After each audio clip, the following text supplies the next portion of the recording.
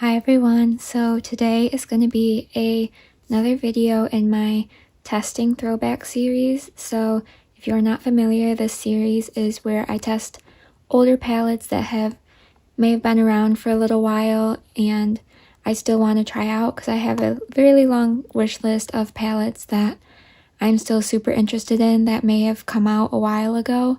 So this is going to be a part of that, and for today's video we are going to be using the Rude Cosmetics Roaring 20 Reckless palette. So here is what this palette looks like on the inside. There are 20 shades in here.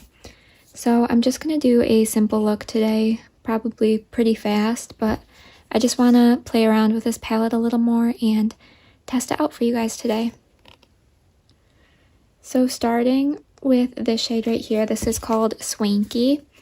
And I'm going to be taking this on an e.l.f. blending eye brush, and we're just going to start running the shade through my crease like I start out most of my other looks. And I want to play around with more of the purpley blue shades today. I did a look for my Instagram using the more greeny shades in this palette, so I will link my Instagram down below if you guys want to go check that out. It was a few weeks ago though, so you might have to scroll down a little bit, but it's there. This color is laying down pretty nicely actually to start, which is really nice. It didn't actually take that much building up, I should say. So that makes me really happy and excited for this palette. The next shade we are going to take is Lindy Hop right here. And this is going to be on an e.l.f. blending brush. So it's just a little bit flatter but still fluffy. And I'm going to be using this one lower in the crease. And this one has a little bit more of a pinky tone to it, but it should still work nicely with the purple. And this shade seems to be laying down nicely as well. Doesn't take too much building up either, so I'm going to go back in with a little bit more of the first shade and just help blend the two together and make sure that the purple is still peeking out. The next shade I'm going to take is Atta Girl right here. And this is just on a flat Wet n Wild brush. It doesn't really have a name that I know of. So I'm just going to take this and I'm going to start by packing this on the outer and inner portions of the lid. I'm going to do a little bit of a halo eye today.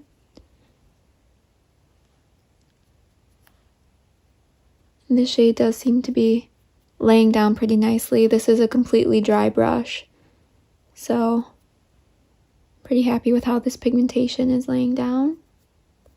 I'm going to connect it a little bit up in the crease and kind of use just a little bit of a windshield wiper motion to blend it up a little bit, and then continue to pack it onto the lid.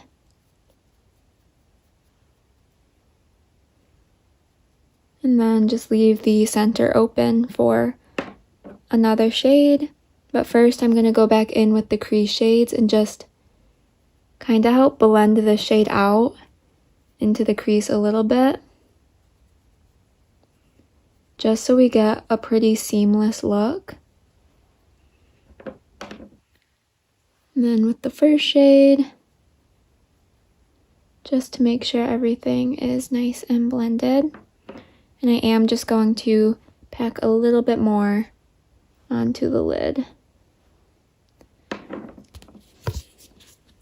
Next up, we're going to be taking Glitzy right here. So this is kind of a bluish shimmer shade, but it's one that really caught my eye in this palette. And this is just going to go right in the center of the lid.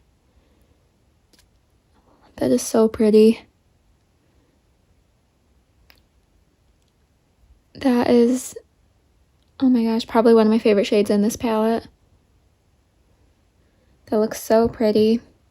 So I'm just going to go back in with that flat brush and kind of brush over the edges where these two shades meet just to make sure they are blended together. And that is how we are looking now. There is a little bit of fallout on my face, so I'm just going to take a fluffier brush and just try and wipe that away. I don't really mind fallout because usually it does brush away pretty easily, but I did just want to point it out if that is important to you. So next up, I'm going to be taking Atta Girl once again, and we're just going to copy what we did on the lid on the lower lash line. So this is just going to go in the inner and outer portions of the lower lash line. And then we will take Glitzy and pack it in the center, just so we have a little bit of a reflection from the lid to the lower lash line. I'm going to try and build this up a little bit more in the lid as well. Like that. And then I'm going to take a little bit of Swanky and just run this underneath those shades, trying not to really blend them out too much, but just add in a little bit of the purple as well. And then next we're going to be taking Jazz Night right here. So this is just a light golden shade, and it is going to go right in my inner corner. So like I said, this was going to be a super simple look, but I'm going to go add some mascara and I will be right back with my thoughts on this palette. So here is the final look. I did use my Thrive Cosmetics Liquid Lash Extension Mascara. If you haven't seen any of my videos before, I love this mascara. It is my absolute favorite in my collection. But onto the eye look, I am very pleased with how this turned out. I feel like I could have done a little more blending, like in the outer crease area, but that is my fault. That has nothing to do with the performance of these shades. I really like how the shimmer shades performed on the lid. I think they look really pretty. They could stand to be a little bit more pigmented, but I could also play around with wetting the brush and stuff too, so there are still more options there. But overall, I'm very happy with the performance of this palette. If you have not seen, I did review the Neon's Roaring 20's palette that is also in this collection. I will be sure to link that down below. Let me know what you guys think of this look, and let me know what else you would like to see from me. And with that, I will see you all in my next video. Bye!